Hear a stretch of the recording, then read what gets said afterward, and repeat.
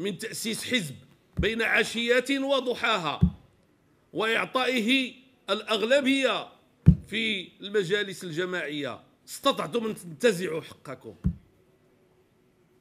وتأخذوا 600 مقعد إذا كان الرقم صحيح، 1500 مقعد، 1500 مقعد، 600 كانت في الانتخابات اللي قبل معذرة، 1500 مقعد، وتسيروا 50 جماعة وتساهموا في التسيير ديال جماعات قوية.